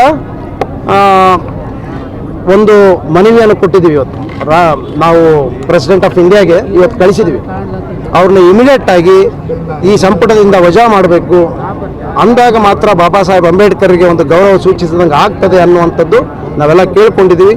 ಇಲ್ಲ ಅಂದರೆ ಮುಂದಿನ ದಿನದಲ್ಲಿ ಇದನ್ನು ಅವರು ಅನುಭವಿಸ್ಬೇಕಾಗ್ತದೆ. ಭಾಳ ಸ್ಪಷ್ಟವಾಗಿ ಮಾತಾಡಿದ್ದೆಲ್ಲ ಇದೆ. ಈಗ ಇಡೀ ದೇಶದಲ್ಲಿ ಏನು ಅಂಬೇಡ್ಕರ್ ಒಂದು ಶಕ್ತಿ ಹೊರಬಿದ್ದ ಮೇಲೆ ಬಹುಶಃ ಈಗ ಅದನ್ನು ತಿರುಚುವಂಥ ಕೆಲಸ ಇವತ್ತು ಅವರು ಮಾಡೇ ಮಾಡ್ತಾರೆ. ಇದು ಅವ್ರದ್ದು ಪ್ರಾಕ್ಟೀಸ್. ಇದು ಹಿಂದೆ ಕೂಡ ಸಂವಿಧಾನವನ್ನೇ ಬದಲಿ ಮಾಡ್ತೀವಿ ಅಂತೇಳಿ ಅವಾಗ ಒಬ್ಬ ಸೆಂಟ್ರಲ್ ಮಿನಿಸ್ಟರ್ ಮಾತಾಡಿದಾಗ ಅವಾಗ ಇವ್ರಿಗೆ ಬಾಯಿ ಇರಲಿಲ್ಲ, ಅವಾಗ ಇವ್ರಿಗೆ ನಾಲಿಗೆ ಇರಲಿಲ್ಲ. ಅದಕ್ಕೆ ನಾನು ಎಚ್ಚರಿಕೆ ಕೊಡಲಿಕ್ಕೆ ಬಯಸ್ತೀನಿ. ಬಾಬಾ ಸಾಹೇಬ್ ಅಂಬೇಡ್ಕರ್ ಉಚ್ಚಾರ ನಾಲಿಗೆಯಲ್ಲಿ ಮಾಡಬೇಕಾದ್ರೆ ಬಹಳ ನಾಲಿಗೆ ಹಿಡಿತದಲ್ಲಿಟ್ಕೊಂಡು ನೀವು ಉಚ್ಚಾರ ಮಾಡಬೇಕನ್ನುವಂಥದ್ದು ಕೂಡ ಇವತ್ತು ಹೇಳಿ. ಸಂವಿಧಾನ ನಿಜವಾಗಿ ಬದಲಾವಣೆ ಮಾಡಿದ್ಯಾರು ಅಂತ ಪುಸ್ತಕವನ್ನು ಬಿಡುಗಡೆ ಮಾಡ್ತಿದ್ದಾರೆ. ನೋಡಪ್ಪ, ನೋಡ್ರಿ, ಇವರು ಬಾಬಾ ಸಾಹೇಬ್ರೇ ಅದಕ್ಕೆ ಅವಕಾಶ ಕೊಟ್ಟಿದ್ದಾರೆ. ನಿಮಗೆ ಮುಂದಿನ ದಿನಮಾನಗಳಲ್ಲಿ ಯಾವ ರೀತಿ ಬದಲಾವಣೆಗಳು ಬರ್ತಾವ ಆ ನಿಟ್ಟಿನಲ್ಲಿ ತಿದ್ದುಪಡಿ ಮಾಡಲಿಕ್ಕೆ ಬಾಬಾ ಸಾಹೇಬ್ರೇ ಅವಕಾಶ ಮಾಡಿಕೊಟ್ಟಿದ್ದಾರೆ. ನಾವು ಯಾರೂ ಕೂಡ ಸಂವಿಧಾನ ಬದಲಾವಣೆ ಮಾಡಲಿಕ್ಕೆ ಹೋಗಿಲ್ಲ, ಅದರಲ್ಲಿ ತಿದ್ದುಪಡಿಗಳನ್ನು ಮಾಡಿದ್ದೀವಿ. ಸಂದರ್ಭಕ್ಕೆ ತಕ್ಕಂಗೆ ನಾವು ತಿದ್ದುಪಡಿಗಳನ್ನು ಮಾಡಿದ್ದೀವಿ. ಇದು ಸಹಜವಾದಂಥ ಒಂದು ಪ್ರಕ್ರಿಯೆ. ಇವತ್ತು ವಿಧಾನಸೌಧದಲ್ಲಿ ಕೂಡ ಅನೇಕ ತಿದ್ದುಪಡಿಗಳನ್ನು ತರ್ತೀವಿ, ಯಾವ ರೀತಿ ಮಾಡ್ತೀವಿ. ಆದರೆ ಆ ಸಂವಿಧಾನದ ಸ್ಟ್ರಕ್ಚರ್ ನಾವು ಹಾಳು ಮಾಡಲಿಕ್ಕೆ ಹೋಗಿಲ್ಲ. ಆ ಸ್ಟ್ರಕ್ಚರ್ ಯಾವುದು ಕೂಡ ನಾವು ಮುಟ್ಲಿಕ್ಕೆ ಹೋಗೋದಿಲ್ಲ, ಮುಟ್ಟೋದಿಲ್ಲ, ಅದು ಮುಟ್ಟೋಕೆ ಬಿಡೋದಿಲ್ಲ. ಇವತ್ತು ಸಂವಿಧಾನ ಬದಲಾವಣೆ ಮಾಡ್ತೀವಿ ಅಂದವರು ಮಹಾತ್ಮರು ಅವರೇ. ಒಂದು ನಿರೀಕ್ಷೆಗೆ ಮೀರಿ ಯಶಸ್ವಿಯಾಗಿದೆ ಬಹುತೇಕ. ಇಲ್ಲ, ಇದು ಯಾವತ್ತೂ ಕೂಡ ಇದು ತೋರಿಸ್ತದೆ ಸಂಪೂರ್ಣವಾಗಿ ಸ್ತಬ್ಧವಾಗಿ ಎಲ್ಲ ವ್ಯಾಪಾರಸ್ಥರು ಸ್ವಯಂ ಪ್ರೇರಿತವಾಗಿ ಇವತ್ತು ಒಪ್ಕೊಂಡಿದ್ದಾರಂದರೆ ಇವರೆಲ್ಲರೂ ಈ ಭಾಗದ ಹುಬ್ಳಿ ಧಾರವಾಡ ಸಮಸ್ತ ವ್ಯಾಪಾರಸ್ಥರು ಜನರು ಎಲ್ಲರೂ ಕೂಡ ಬಾಬಾ ಸಾಹೇಬ್ ಅಂಬೇಡ್ಕರ್ಗೆ ತೋರಿಸಿದಂಥ ಗೌರವ, ಅವರಿಗೆ ಕೊಟ್ಟಂಥ ಮರ್ಯಾದೆ, ಸಂವಿಧಾನಕ್ಕೆ ಕೊಟ್ಟಂಥ ಮರ್ಯಾದೆ ಖಂಡಿತವಾಗಿ ಕೂಡ ಎಲ್ಲರೂ ನಮ್ಮ ಜೊತೆಗಿದ್ದಾರೆ ಅನ್ನುವಂಥದ್ದು ತೋರಿಸ್ಕೊಟ್ಟಿದ್ದಾರೆ. ಇವತ್ತೆಲ್ಲ ಒಂದು ಕಡೆ ಚೇಂಬರ್ ಆಫ್ ಕಾಮರ್ಸ್ದವರು ಅದಕ್ಕೆ ಒಪ್ಪಿಗೆ ಕೊಟ್ಟಿಲ್ಲ ಅಂದರೂ ಕೂಡ ಅವ್ರನ್ನ ಧಿಕ್ಕರಿಸಿ, ಅವ್ರು ಯಾರು ಮಾತು ಕೇಳೋದಿಲ್ಲ, ಅದು ಮಾತು ಬೇರೆ. ಇವತ್ತು ಅವ್ರನ್ನ ಧಿಕ್ಕರಿಸಿ ಎಲ್ಲರೂ ಕೂಡ ಇವತ್ತು ಈ ಯಶಸ್ವಿಯಾದಂಥ ಮಾಡಿದ್ದಾರೆ. ನಿಜಕ್ಕೂ ಸಂಘಟಕರಿಗೆ ನನ್ನ ಅನಂತ ಕೋಟಿ ನಮನಗಳನ್ನು ಸಲ್ಲಿಸ್ತೀನಿ. केंद्र सरकार की किसान विरोधी नीतियों और दलेवाल के 45 दिन से जारी भूख हड़ताल के प्रति उपेक्षा को लेकर 13 जनवरी को राज्य भर के जिला और तालुका केंद्रों पर किसान संगठनों ने प्रधानमंत्री और केंद्रीय कृषि मंत्री के पुतले जलाने का ऐलान किया है। यह आंदोलन एसएसपी गारंटी कानून लागू करने, किसानों का कर्ज माफ करने और MS स्वामीनाथ रिपोर्ट लागू करने की मांग को लेकर है। ಬರೀ ನೀರಲ್ಲಿ ಅದಾರೆ. ಸುಪ್ರೀಂ ಕೋರ್ಟ್ ಸಹ ಹೇಳಿದ್ರು, ಇವು ಪಂಜಾಬ್ ಸರ್ಕಾರ ಅವರ ಮಾತುಕತೆಯನ್ನು ನಡೆಸ್ತಾ ಇಲ್ಲ ನಮ್ಮ ರೈತರಿಗೆ. ಅವರ ಜೀವವನ್ನು ಇವತ್ತಿ ನಾಳೆ ಅನ್ನೋ ಲೆಕ್ಕದಾಗದಾರೆ. ಆದ್ರೂ ಯಾವುದೇ ಒಂದು ಪ್ರಧಾನಮಂತ್ರಿ ಆಗ್ಲಿ, ಯಾವುದೇ ಒಂದು ನಿಯೋಗ ಆಗ್ಲಿ ಅವ್ರಿಗೆ ಭೇಟಿ ಕೊಟ್ಟು ಅವ್ರಿಗೆ ಸಂತವಾನ ಹೇಳಿ ರೈತರ ಸಮಸ್ಯೆಗಳನ್ನು ವಾಪಸ್ ತೆಗೆದುಕೊಂಡು ಬಗೆಹರಿಸ್ತೇವೆ ಅಂತೇಳಿ ಇವತ್ತಿನವರೆಗೂ ಚಕಾರಿತಿಲ್ಲ. ಆ ಒಂದು ಮುಖ್ಯವಾಗಿ ಕಾರಣಕ್ಕಾಗಿ ನಾವು ಕಲಕಡಿ ತಾಲೂಕಿನ ಎಲ್ಲ ರೈತ ಸಂಘಟನೆಗಳು ಮತ್ತು ನಮ್ಮ ಕಬ್ಬು ಬೆಳೆಗಾರರ ಸಂಘಟನೆ ವತಿಯಿಂದ 13ನೇ ತಾರೀಕು ಎಲ್ಲ ಮಂತ್ರಿಗಳ ಮತ್ತು ಪ್ರಧಾನಮಂತ್ರಿಯವರ ಪ್ರತಿಜ್ಞಾನವನ್ನು ಮಾಡ್ಲಿಕ್ಕೆ ನಾವು ಕರೆ ಕೊಟ್ಟಿದ್ದೇವೆ. ಇದು ಮುಂದುವರೆದ ಭಾಗವಾಗಿ ನಮ್ಮ ಉಳವಪ್ಪಜ್ಜ ಒಂದೆರಡು ಮಾತು ಹೇಳೋದು. ಇವತ್ತ ಚುನಾವಣೆ ಬಂದಾಗ ರೈತರನ್ನ ಬೇಡಿಕೆ ಈಡೇರಿಸ್ತೇವೆ, ನಿಮ್ಮ ರೈತರ ಮಕ್ಕಳು ಅಂತೇಳಿ ಪ್ರಧಾನಮಂತ್ರಿ ಆಗಲಿ, ಕೃಷಿ ಮಂತ್ರಿ ಆಗಲಿ, ಗೃಹ ಮಂತ್ರಿ ಆಗಲಿ ಆಶ್ವಾಸನೆ ಕೊಡ್ತಾರೆ. ಆದ್ರೆ ಇವತ್ತ ದಲೇವಾಲ್ ಅವರು 44 ದಿನ ಕುಂತ್ರು ಸದ್ಯಕ್ಕೆ ನಮ್ಮ ಭಾರತದ ಲೀಡರ್, ರೈತ ಲೀಡರ್ ಉಪವಾಸ ಕುಂತಾಗ ಕೋರ್ಟ್ ಚಿಮಾರಿ ಹಾಕ್ತೇವೆ. ಏನಂತ ಇವತ್ತು ಅಲ್ಲಿ ಏನ ರೈತರ ಸಮಸ್ಯೆ ಏನೈತಿ, ನೀವು ಖುದ್ದಾಗಿ ಹೋಗಿ ನೀವು ಅವ್ರನ್ನ ಅವ್ರ ಸಮಸ್ಯೆ ಬಗೆಹರಿಸ್ರಿ ಅಂತೇಳಿ ಕೋರ್ಟ್ ಚಿಮಾರಿ ಹಾಕಿದ್ರು. ಇವತ್ತ ಕೇಂದ್ರ ಸರ್ಕಾರ ಇವತ್ತೇನಪ್ಪಾ ಅಂದ್ರೆ ಇವತ್ತ ರೈತರನ್ನ ಕಡೆಗಣಿಸಿದ್ವಿ. ಇದೇ ಸೀತಾರಾಮ್ ಕೇಸರಿ ಹಣಕಾಸಿನ ಮಂತ್ರಿ ಅವರು ಇವತ್ತೇನ ಕಾರ್ಪೊರೇಟ್ ಕಂಪನಿಗಳು ಏನದಾವಲ್ಲ ಅವ್ರನ್ನ ಮುಂಗಡವಾಗಿ ಕರೀತಾರ. ಕರೆದು ಮಾತುಕತೆ ಕರೆದು ನಿಮ್ಮ ಸಮಸ್ಯೆ ಏನು, ನಿಮ್ಮ ಏನ್ ಬೇಡಿಕೆ ಅದಾವು ನಿಮ್ಮ ಅನ್ನೋದನ್ನ ಅವ್ರು ಏನ್ ಕ್ಯಾಬಿನೆಟ್ ದರ್ಜೆ ಇದ್ರಾಗ ಮೀಟಿಂಗ್ ಮಾಡ್ತಾರ. ಇವತ್ತು ನಮ್ಮ ರೈತರು ಇವತ್ತು ದೇಶಕ್ಕೆ ಅನ್ನ ಹಾಕಾರ, ಇವತ್ತೇನಪ್ಪಾ ನಾವು ದೇಶಕ್ಕೆ ಅನ್ನ ಹಾಕಾರು. ಇವತ್ತು ನಾವು ಬೇಡಿಕೆ ಅದಾವು, ಕೃಷಿ ಕಾನೂನು ಆಗಲಿ, ಸ್ವಾಮಿನಾಥನ್ ವರದಿ ಆಗಲಿ, ಕೆಲವೊಂದು ಬೇಡಿಕೆ ಅದಾವು. ಅಷ್ಟು ಈಡೇರಿಸಕ್ಕೆ ಆಗಾಕಿಲ್ಲ ಅಂದ್ರೂ ಸದ್ಯಕ್ಕ ಇವತ್ತು ಸರ್ಕಾರಕ್ಕೆ ಏನ ಈ ಬೇಡಿಕೆ ಈಡೇರಿಸಕ್ ಸಾಧ್ಯ ಐತಿ ಅದನ್ನ ಅಲ್ಲಿ ಏನ್ ಇವತ್ತೊಂದು ಜೀವನ ಅಪಾಯ ಐತಿ. ಇವತ್ತು ಅದ್ರ ಹತ್ರ ಹೋದ್ರೆ ಇವತ್ತು ನಾವು ಏನು ಸಮಸ್ಯೆ ಇದೆ ಬಗೆಹರಿಸೋದನ್ನ ಬಿಟ್ಟು ಇವತ್ತು ಅವ್ರ ಏನಾರ ಒಂದು ಜೀವಕ್ಕೆ ಅಪಾಯ ಆತಂದ್ರ ಇವತ್ತ ಇಡೀ ಭಾರತ ದೇಶ ರೈತರೆಲ್ಲ ಅಲ್ಲೋಲ ಕಲ್ಲೋಲ ಆಗುವಂತ ಸ್ಥಿತಿ ಬರ್ತೈತಿ. ಯಾಕಂದ್ರ ಇವತ್ತು ನಮಗ ಒಬ್ಬ ಪ್ರಧಾನಮಂತ್ರಿ ಹೆಂಗದನ ಒಂದು ಪಕ್ಷಕ್ಕ ನಮ್ಮ ರೈತರ ಕುಲಕ್ಕ ಅವರು ಒಂದು ಪ್ರಧಾನಮಂತ್ರಿ ಇದ್ದಂಗ. ಇವತ್ತು ಅವ್ರ ಜೀವಕ್ಕೆ ಏನಾರ ಅಪಾಯ ಆದ್ರ ಇವತ್ತ ಕೇಂದ್ರ ಸರ್ಕಾರ ಇದನ್ನ ಹೊಣೆ ಹೊರಬೇಕಾಗತ್ತೆ ಅಂತ ಹೇಳಿ ನಾನು ಎರಡು ಮಾತು ಇವತ್ತು ಪತ್ರಿಕಾಗೋಷ್ಠಿ ಕರೆಯುವ ಉದ್ದೇಶ ಏನಂದ್ರೆ ಜಗದೀಶ್ ಸಿಂಗ್ ಮೆಲವಾಲ್ ಅವರು 44 ದಿವಸದಿಂದ ಉಪವಾಸ ಸತ್ಯಾಗ್ರಹ ಮಾಡ್ತಾ ಇದ್ದಾರೆ. ಇದ ಕೇಂದ್ರ ಸರ್ಕಾರ ಈಗಿನ ಸರ್ಕಾರದಾಗ ಇದ್ದಿದ್ದು 2 ಸಲ ಅವರು ನಮಗೆ ಮಾಡ್ತೇವೆ ಅಂತ ಹೇಳಿ MSP ಕಾನೂನು ಜಾರಿ ಮಾಡ್ತೇವೆ ಅಂತ ಹೇಳಿ ಸುಳ್ಳು ಹೇಳಿ ಭರವಸೆ ಕೊಟ್ಟು ಅಧಿಕಾರಕ್ಕೆ ಬಂದ್ರು. ಈಗ ಅಧಿಕಾರಕ್ಕೆ ಬಂದ್ರು ಯಾವುದೇ ಅವರು ಕಾನೂನು ಜಾರಿ ಮಾಡ್ತಾ ಇಲ್ಲ. ಹೀಗಾಗಿ ನಾಳೆ ಅವರ ವಿರುದ್ಧ ನಾವು ಎಲ್ಲಾ ಪ್ರಧಾನಮಂತ್ರಿ ಮತ್ತು ಕೃಷಿ ಮಂತ್ರಿ ಇವರೆಲ್ಲ ಪ್ರಕೃತಿ ಗೃಹ ಮಂತ್ರಿ ಅವರು ಪ್ರಕೃತಿ ದಹನ ಮಾಡುವ ಮೂಲಕ ನಮ್ಮ ಆಕ್ರೋಶವನ್ನು ವ್ಯಕ್ತಪಡಿಸಲು ನಿರ್ಧರಿಸಿದ್ದೇವೆ. खबर उत्तराखंड के पौड़ी से है, जहां जिला प्रशासन के तत्वाधान में प्रेक्षागृह पौड़ी में समान नागरिक संहिता का प्रशिक्षण कार्यक्रम आयोजित किया गया।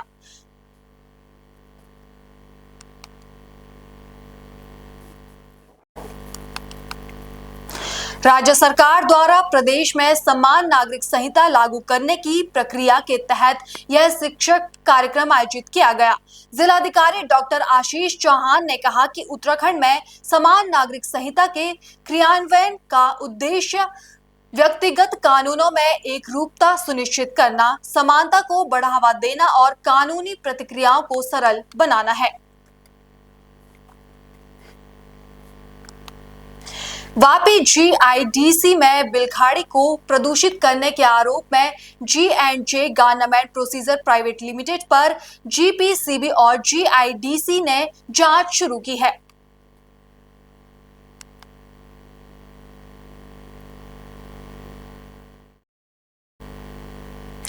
कंपनी पर बार बार रंगयुक्त पानी छोड़ने का आरोप लगा है, जिससे पर्यावरण और स्थानीय समुदाय पर गंभीर खतरा मंडरा रहा है। GIDU और GPCB ने दोषी कंपनी के खिलाफ सख्त कानूनी कदम उठाने का निर्णय लिया है। स्थानीय निवासियों ने प्रदूषण पर चिंता जताते हुए कड़ी कार्रवाई की मांग की है। वहीं अधिकारियों ने पर्यावरण संरक्षण के प्रति सख्ती बरतने का आश्वासन दिया है। नमस्कार, आप देख रहे हैं पल्स 24 न्यूज चैनल। मैं अवनीश शर्मा। मैं अभी खड़ा हूँ 40 शेड में। आप देख सकते हैं कि मेरे पीछे J&J गारमेंट कंपनी है। आप मेरे पीछे देख सकते हैं कि किस प्रकार नाले से, कैमरे वाले से हम बोलेंगे कि यहाँ से केमिकल निकलता हुआ दिखाई दे रहा है। डायरेक्ट अब बिल खाड़ी में जाते हुए दिख रहा है। और कल भी यहाँ पर GPCP आई थी, इसी तरह GPCP ने सैंपल लिया और कल भी यही हाल था। और आज सुबह सुबह फिर यहाँ पर आप देख सकते हैं कि वापस आज GPCP ने को हमने सूचित किया है। देखना होगा कितनी देर में आ रही है GPCP। और आप हमारे पीछे देख सकते हैं कि ये वही कंपनी है जो कल भी इसी तरह पर केमिकल छोड़ा था और आज भी कंपनी के गेट से केमिकल निकलते हुए दिखाई दे रहा है। कंपनी वालों से जब हमने बात किया तो कंपनी वालों का कहना है कि हम पंप साफ करने की वजह से ये पानी बाहर आ रहा है। ये बर हमेशा रोज ये पंप ही साफ करती हैं कंपनियां और इसी बहाने से केमिकल छोड़ देती हैं। आप देख सकते हो कि हजारों लीटर केमिकल का कल भी केमिकल निकल रहा था।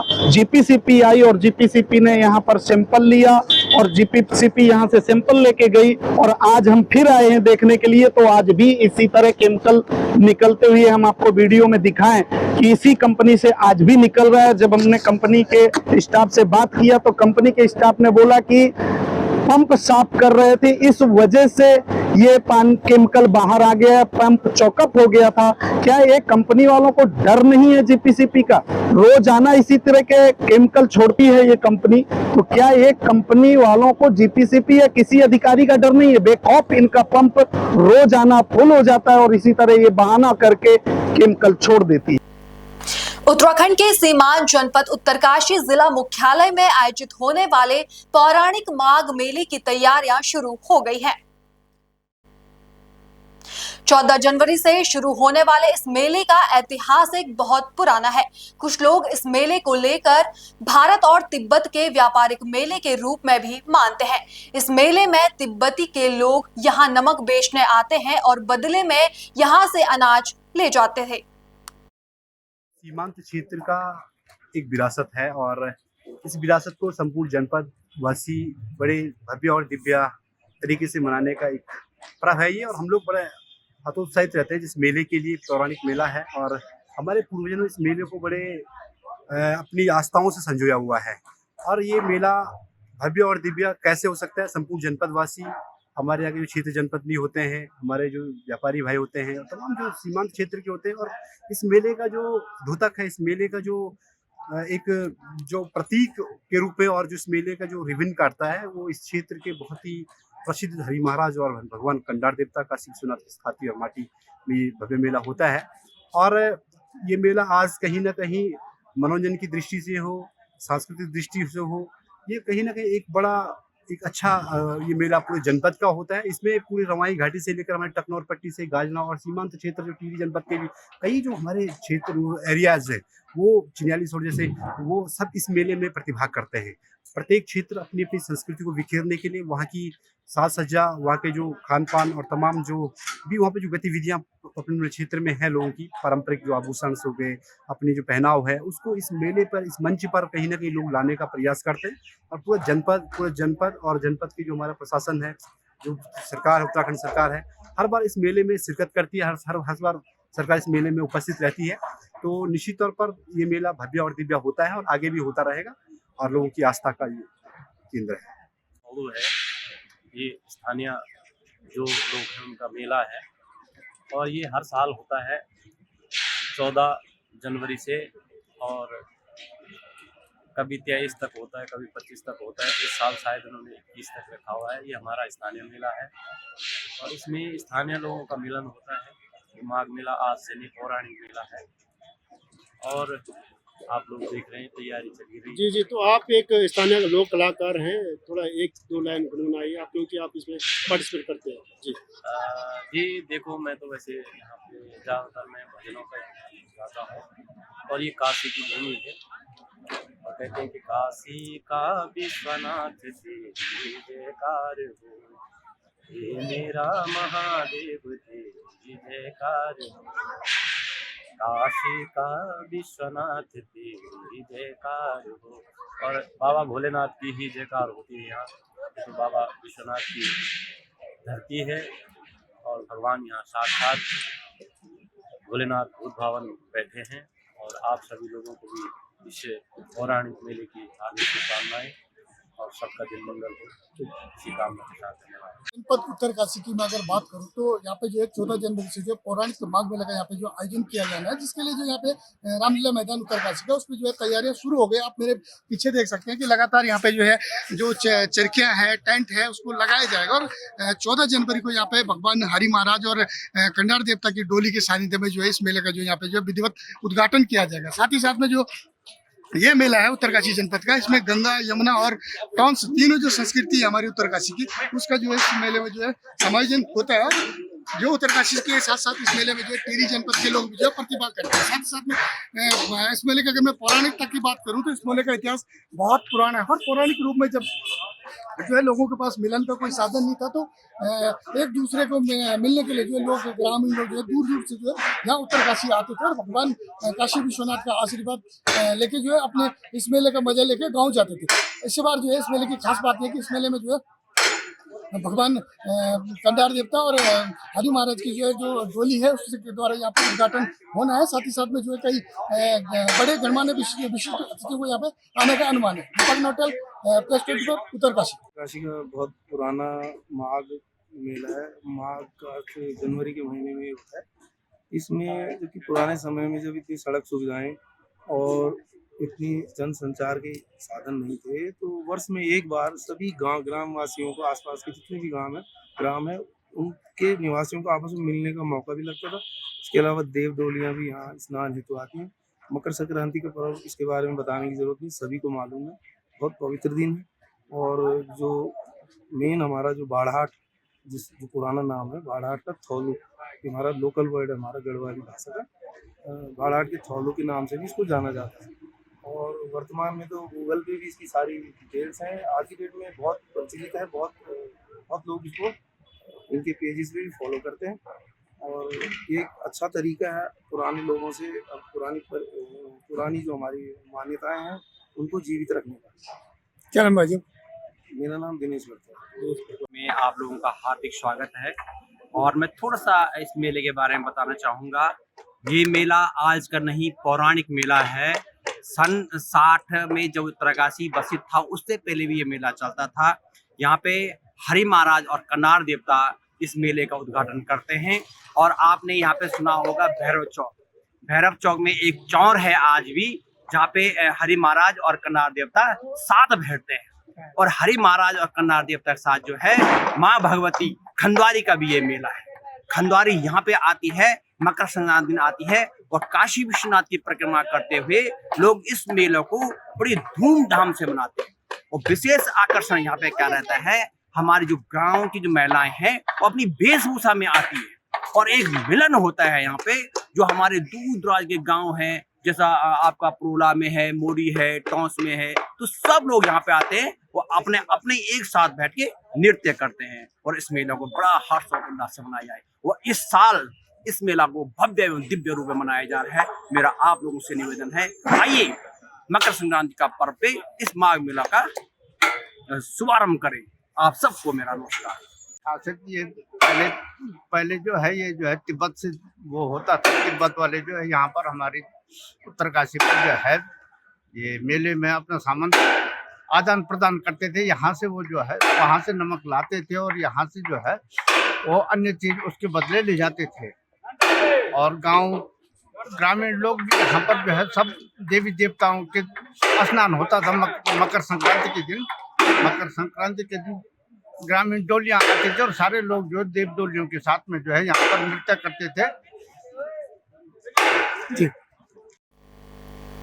वीसीसी और एलजी हरिया एलुमनी वेलफेयर एसोसिएशन द्वारा आयोजित शहीद Bhagat Singh inter school cricket championship में 12 स्कूलों की टीमें हिस्सा ले रही है। पहले मैच में माची महाजन विद्यालय दमन से सार्वजनिक विद्यालय दमन को हराया। धये कामली मैन ऑफ द मैच बने। दूसरे मैच में स्वामी नारायण स्कूल ने डीसीओ पार्डी को हराया। यश पटेल ने मैन ऑफ द मैच का खिताब जीता। इस आयोजन में कई प्रमुख उद्योग समूहों और श्री एलजी हरिया स्कूल के प्रिंस मरवाहा का विशेष योगदान रहा। मेरा नाम विकास सिंह है और ये हमारी टीम है वीसीसी की, और साथ में हमारे साथ एलजी हवा के एलुमनाई भी जुड़े हुए हैं यहाँ पर। ये टूर्नामेंट हमारा चौथा एडिशन है। पिछले साल हमने ओपन ग्रुप के लिए टूर्नामेंट किया था और ये हम हमेशा लेदर बॉल क्रिकेट को प्रमोट करते हैं। और पिछले साल के जो टूर्नामेंट हुए थे उससे हमने इंडियन आर्मी आर्म फोर्सेस को हमने 1,11,000 रुपये डोनेट भी किए थे। इस साल भी हम कोशिश कर रहे हैं कि जिस हिसाब से हमारे फंड्स आएंगे हम किसी न किसी सोशल कॉज के लिए उसको यूज करेंगे। सर कितनी टीमें खेल रही हैं? 12 टीमें हैं इस वक्त। 3 वापी की हैं, आशाधाम, हरिया और मॉडर्न। बाकी 2 दमन से हैं, सार्वजनिक और माची महाजन। डीसीओ पार्डी है, अपना स्वामीनारायण है, माउंट लिटेरा है और एक सार्वजनिक विद्यालय एमके मेहता उमरगांव से। क्या है सर बच्चों के इनमें क्या कुछ इनाम का घोषणा है? देखिए, इसमें इनाम की घोषणा तो ऐसा नहीं है कि हम इनको प्राइज मनी दे रहे, क्योंकि ये रजिस्ट्रेशन अमाउंट हमने फ्री रखा है इनके लिए। किसी भी स्कूल से हम किसी भी प्रकार का रजिस्ट्रेशन अमाउंट नहीं ले रहे हैं। और इनाम के नाम पर हमने ट्रॉफीज रखी हुई बच्चों के लिए, और मैन ऑफ द सीरीज के लिए हम एक किट प्रोवाइड कर रहे हैं बच्चे को। देखते हैं आगे बढ़ के किस तरीके से सहयोग आता है, उस हिसाब से हम उनको सहयोग देंगे। ये 4 दिन का टूर्नामेंट है। आज 9 तारीख है, 12 तारीख को इसका फाइनल खेला जाएगा दोपहर को 4 बजे। मैं सभी से निवेदन करता हूँ कि आप लोग आए और बच्चों का मनोबल बढ़ाएं। दिल्ली विधानसभा चुनाव प्रचार के दौरान पूर्व सांसद रमेश बिधूड़ी ने कांग्रेस महासचिव और सांसद प्रियंका गांधी पर अभद्र टिप्पणी की थी, जिसे लेकर पूरे देश में कांग्रेस कार्यकर्ताओं ने रमेश बिधूड़ी का जमकर विरोध किया था। हमारे संवाददाता ने इस विवादीय बयान के बारे में पूर्व मंत्री शायाम मसूद से बातचीत की। हाल ही में 4 दिन पहले पूर्व सांसद रमेश बिधूड़ी ने कांग्रेस महासचिव एवं सांसद प्रियंका गांधी को लेकर एक बयान दिया। उस बयान को लेकर पूर्व मंत्री शायाम मसूद कैसे देखते हैं? सर, बयान आपने सुना होगा।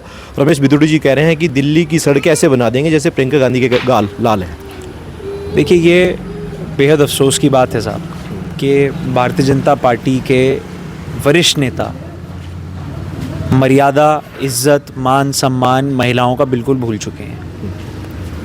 इस तरह की टिप्पणी करना किसी पूर्व सांसद के ज़रिए, वैसे तो उनकी हमेशा से ही बातचीत जो है वो बड़ी बदतमीज़ी की और बहुत ख़राब रही, लेकिन हाल फिलहाल में जो मैं देख रहा हूँ, मयार से जितना गिरा जा सकता है उतना गिर गए। आप रमेश बिधूड़ी की बात कर रहे हैं। मैंने कल रात एक ऑडियो सुनी सोलंकी साहिबा की, जो विधायिका हैं, इरफान सोलंकी की वाइफ। उनको किसी बीजेपी के नेता ने फ़ोन करा और जिस तरह से उनसे बात करी, बार बार एक बात कह रहे थे कि मैं हिंदू हूँ, मैं हिंदू हूँ। देखिए, मैं मानने से इनकार करता हूँ कि हिंदू वैसा हो सकता है। हिंदुत्व, हिंदुइज़्म, मैं नहीं मानता कि उसके अंदर महिलाओं की इस तरह बेइज्जती करने की कहीं भी इजाज़त हो। और रही बात पुरुषोत्तम श्री राम की, तो मैंने तो ये पढ़ा है कि उन्होंने एक औरत की इज्जत के लिए जंग का ऐलान कर दिया था। उनकी माँ के वचन के लिए 13 साल के वनवास पर चले गए थे। तो मैं तो इस हिंदुइज़्म को जानता हूँ। ये लोग जिस हिंदुइज़्म की बात करते हैं, जिस हिंदुत्व की बात करते हैं, वो हिंदुत्व सही नहीं है, वो झूठा हिंदुत्व है। और यकीनन जो ये बात कर रहे हैं, जिस तरह की ये बदतमीज़ी कर रहे हैं, जिस तरह की बदअखलाक़ी कर रहे हैं, ये सही नहीं है। राजनीति का मयार इतना नहीं गिरना चाहिए। एक आखिरी सवाल पूछना चाहूँगा। अभी हाल ही महाकुंभ को लेकर सरकार ने तैयारियां जोरों शोरों पर कर ली है और डिप्टी सीएम ने कहा कि हम सभी लोगों का आह्वान करते हैं वो आइए और धर्म लाभ उठाइए। मगर अखिलेश यादव जी से जब पत्रकारों ने सवाल पूछा तो अखिलेश यादव जी का एक बयान आया कि भाजपा के नेता सिर्फ वहाँ पर अपने पाप धोने जाएंगे, मैं वहाँ जाऊँगा तो पुण्य करने जाऊँगा और दान करने जाऊँगा। तो सही बात है उनकी, जिस तरह के पाप भाजपा के नेता कर रहे हैं वो अपने पाप ही धोने जाएंगे। अभी दो बातों पर आपने और हमने जिक्र करा, आप देखिए कितनी अफसोस की बात यह है कि महिलाओं के साथ इस तरह बदतमीजी हो रही है। अगर ये पाप नहीं है तो क्या है? भारतीय जनता पार्टी के नेता अक्रॉस द नेशन, मतलब पूरे देश में जिस तरह से अक़लियतियों के साथ जुल्म कर रहे हैं, ज़्यादती कर रहे हैं, जो देश के कोनों में हो रहा है वो आप सब जानते हैं। तो ये पाप नहीं है क्या? और यकीनन पाप धोने जाएंगे। भगवान, ईश्वर, अल्लाह, उसको कहीं पर भी किसी भी मज़हब की, किसी भी किताब की, किसी भी पन्ने पर ये नहीं लिखा कि किसी गरीब के साथ, मजलूम के साथ, लाचार के साथ, चाहे उसका मज़हब, उसका दीन, ईमान कुछ भी हो, उसके साथ ज़्यादती होनी चाहिए। शाहीन भाई, आप तमाम धार्मिक आयोजनों में जाते हैं, चाहे वो किसी भी कम्युनिटीज़ हो, क्या लगता है कि शाहीन भाई भी वहाँ पर पहुँचेंगे प्रयागराज में? हाँ साहब, पहुँच जाएंगे, क्यों नहीं पहुँचेंगे। और देखिए, मैं एक बात को बड़े मजबूती से कहता हूँ कि मैं अपने ईमान में बहुत मजबूती से मानता हूँ, और मैं जितनी मजबूती से अपने ईमान में मानता हूँ उतनी ही ईमानदारी से दूसरे के मज़हब की इज़्ज़त करता हूँ। ये पॉलिटिकल एजेंडा जो बीजेपी का है, जो इस देश की गंगा जमनी तहजीब को ख़त्म कर ये देश को बांट कर राजनीति करना चाहते हैं, हम उस राजनीति से इत्तेफाक नहीं रखते। मैं मुसलमान हूँ, ये एक अलग बात है, लेकिन मैं सर्वधर्म की इज़्ज़त करता हूँ और करता रहूँगा साहब। चलिए, बहुत बहुत शुक्रिया। तो ये थे पूर्व मंत्री शाहीन मसूद, जिन्होंने रमेश भदौड़ी के बयानों को लेकर अपनी प्रतिक्रिया दी। सहारनपुर से पल्स 24 पुरुषोत्तम सैनी। चंदौली से बड़ी खबर सामने आ रही है, जहां बिना परमिशन के अवैध खनन पर एसडीएम ने की बड़ी कार्रवाई। नौगढ़ एसडीएम कुंदन राज कपूर ने खनन के दौरान छापा मारा। खनन कर रहा एक जेसीबी और 6 ट्रैक्टर मौके पर पकड़े गए। एसडीएम ने नौगढ़ थाने को कार्रवाई हेतु पकड़े गए जेसीबी और ट्रैक्टर को सुपुर्द किया। बता दें कि ट्रैक्टर बिना अनुमति के मिट्टी निकाल कर ले जा रहे थे। खनन विभाग को एसडीएम ने भेजा कार्रवाई हेतु पत्र। नौगढ़ थाना क्षेत्र के रिठिया गांव का है मामला।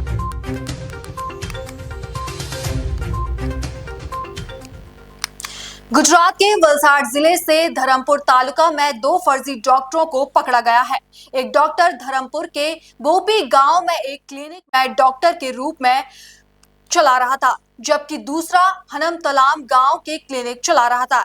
इसके खिलाफ धरमपुर थाना पुलिस ने शिकायत दर्ज कर ली है और आगे की जांच कर रही है।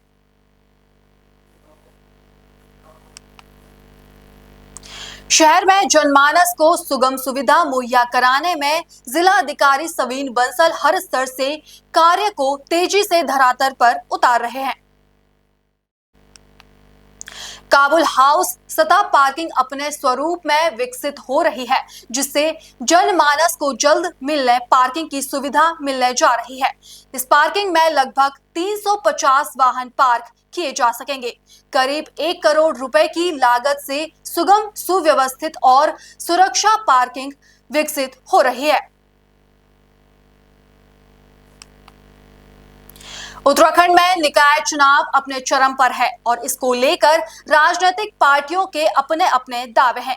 इन सब के बीच जनता की भी अपनी राय और मांगे हैं। हमारे संवाददाता विकास शर्मा ने रुड़की के बीटीगंज क्षेत्र से जनता की राय जानी। देखिए ये खास रिपोर्ट। पल्स 24 न्यूज पर आपका स्वागत है और आपको बता दें कि उत्तराखंड के अंदर चल चुके हैं चुनाव। और चुनाव की आपको बात बता दें कि पुष्कर सिंह धामी, जिनके 3 साल हो चुके हैं, क्या 3 साल का विकास नगर निगम में अब की बार धमाल मचाने वाला है, क्या दिखाने वाला है। पहुंचने के लिए पहुंच चुके हैं रुड़की के अंदर और ये बीटीगंज है और यहाँ पर सभी पार्टियों के कार्यालय भी है, लेकिन सभी पार्टियों के आदमी भी हैं। बात करेंगे कि आखिरकार जनता किसको बना रही है अब की बार नगर निगम का यहाँ पर जो है महापौर। जी भाई साहब, क्या नाम आपका? मेरा नाम वत्सल वैश्य है और रुड़की की जनता ने कुल मिला के बात ठानी है यशपाल राणा जी को ही मेयर बनाना है। यशपाल राणा जी, यशपाल। पहले भी अगर बात की जाए, पहले भी निर्दलीय जहाज ही उड़ा था यहाँ पर, अब की बार जहाज उड़ान है या तेल वेल फूल है कि नहीं है? जहाज में तेल भरपूर है, जनता का प्यार पूरा है। मैं आपसे एक बात पूछना चाहता हूं, जो प्रत्याशी भले ही भाजपा का हो चाहे कांग्रेस का, जो 2-2, 3-3 करोड़ रुपए देकर टिकट ला रहे हैं वो अपना पैसा पूरा करेंगे, जनता का विकास करेंगे। निर्दलीय प्रत्याशी अपने तन मन धन के साथ चुनाव लड़ता है, उसे किसी को रुपया नहीं देना।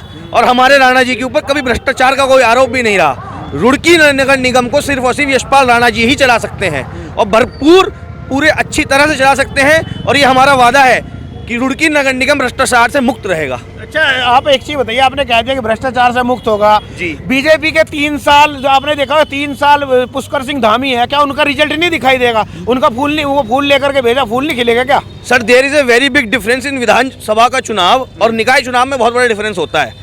आप जब भी मोदी का चुनाव होगा या पुष्कर सिंह धामी का चुनाव होगा, उनके पास सिर्फ एक मुद्दा रहता है, जो राम को लाए हैं हम उनको लाएंगे। ये निकाय चुनाव में नहीं चलेगा। ये सड़कें कौन बनवाएगा, ये नालियों की सफाई कौन करवाएगा? आप जाओ गलियों में जाके देखो, हर जगह इतनी गंदगी हुई है। जब कल को मुझे कोई बीमारी हो जाएगी तो मैं किसके पास जाऊंगा? जो राम को लाए हैं वो मुझे भी ले जाए। मैं पक्का राम जी का भक्त हूँ, उसमें मुझे कोई दिक्कत नहीं है। मैं बिरादरी से भी बनिया हूँ, राम जी का ही वंशज हूँ। लेकिन ये निकाय चुनाव है, राम जी भी तब खुश होंगे जब सड़कों की सफाई होगी, सड़कें बेहतर होंगी। जब चलने लायक सड़कें ही नहीं होंगी तो मैं उसमें क्या कर, मैं मंदिर कैसे जाऊंगा फिर? क्या देख रहे हैं कि बीजेपी तो अब की बार, ये पहले भी बीजेपी नहीं थी, पिछली बार भी निर्दलीय जीते थे। हमको ना बीजेपी से मतलब ना कांग्रेस से, हमें वो आदमी चाहिए जो रुड़की शहर का विकास कर सकता है, और वो यशपाल राणा जी है। उन्होंने पहले भी किया है और अब भी करेंगे। यशपाल राणा जी कर सकते हैं कमाल? करेंगे। तो जहाज की उड़ान भर चुके हैं? बिल्कुल भर चुके हैं, और ये जहाज जो है इतना आगे निकल चुका है, अभी रुकेगा नहीं। अच्छा, उमेश जी भी इनको सपोर्ट कर रहे हैं, उमेश जी का कितना सपोर्ट मिलने वाला है? उमेश जी का सपोर्ट हमें भरपूर मिलेगा। और आप देखिए, ये तो कारवा है। जब व्यक्ति मजबूत होता है और ईमानदार होता है तो लोग उसके साथ अपने आप जुड़ते हैं। उमेश कुमार विधायक जी बहुत ईमानदार आदमी हैं और निर्दलीय हैं, और आपको पता होगा उन्होंने अपने क्षेत्र में कितना विकास किया है। और जब एक मजबूत आदमी दूसरे मजबूत आदमी के साथ जुड़ेगा तो जीत निश्चित है। जीत निश्चित है। जी भाई जी, क्या नाम आपका? वरुण जैन। वरुण जी, कैसे देख रहे हैं? देख रहे क्या है, यहाँ तो प्लेन उड़ रहा है। प्लेन उड़ रहा है? हाँ। तेजी से या धीरे धीरे? तेजी से। उड़ान ऊंची बढ़ गई है, नीचे को कुछ ऊंची उड़ान, बहुत ऊपर उड़ रहा है। बहुत ऊपर? हाँ, दिखाई नहीं दे रहा अभी। हमारे यशपाल राणा जी है, ये सन 1995 से राजनीति में है, और 95 और ये मान के चलो कि 30 साल हो गए इनको। इन पे कोई भ्रष्टाचार का आरोप नहीं है। 2013 से लेकर 18 तक ये मेयर रहे हैं।